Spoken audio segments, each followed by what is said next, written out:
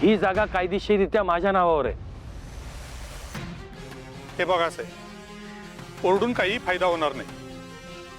Rupam cosmetic या कंपनीने कोर्टामध्ये केस दाखल केलेली आहे आणि त्यांचा असा आरोप आहे की तुम्ही ही जागा बळजबरीनं आणि चुकीच्या मार्गाने बळकावलेली आहे. सबब या प्रकरणामध्ये कोर्टाचा पुढील निर्णय होईपर्यंत ही जागा सीलच राहील. काय बोलताय तुम्ही?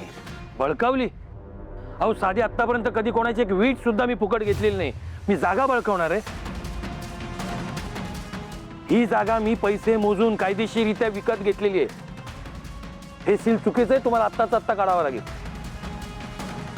हे बघा जगन्नाथजी, कायदा हातात घेऊ नका. हा कोर्टाचा आदेश आहे.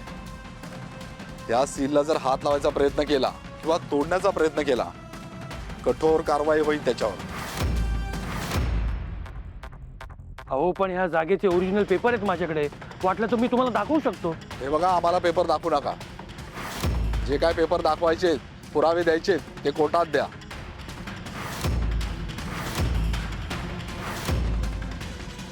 हवालदार, तुम्ही इथेच थांबा. Yes sir.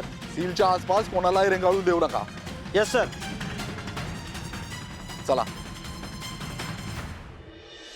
बाबा,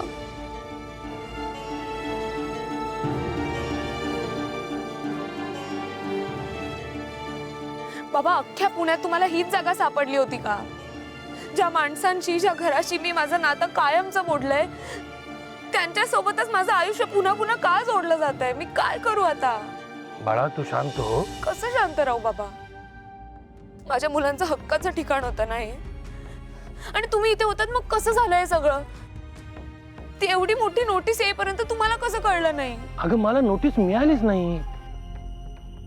ती नोटीस दडपून ठेवली आहे आणि हे सगळं जाणीवपूर्वक करते ती.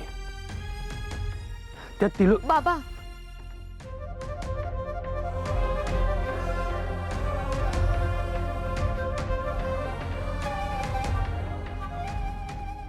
तिलोत्तमाने तिचा दिलेला शब्द पाळलेला नाही असावं.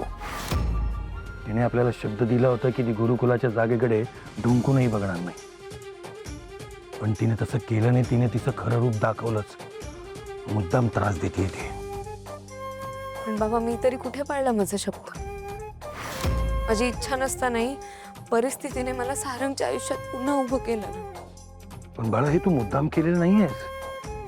त्या मुलीच्या जीवासाठी तू त्या घरात गेली होतीस आणि तू सारंगच्या आयुष्यात गेलेली नाहीये. सारंग तुझ्या आयुष्यात परत आलाय, हे लक्षात ठेव. पण तिलोत्तमाने जे केलंय ते मुद्दाम आणि विचारपूर्वक केलंय. म्हणजे तिला अंदाज आला असणार की तू काही आता त्या घरात परत जाणार नाही, सारंगच्या आयुष्यात परत जाणार नाही, म्हणून तिने शब्द फिरवला आणि थेट तुझ्या पोटावर पाय दिले. पण मी तिला नाही सोडणार. तिनं पाठीमागनं वार केलाय ना, हा जगन्नाथ पंडित समोर नव्हता. जे काय होईल ते मी बघून घेईन.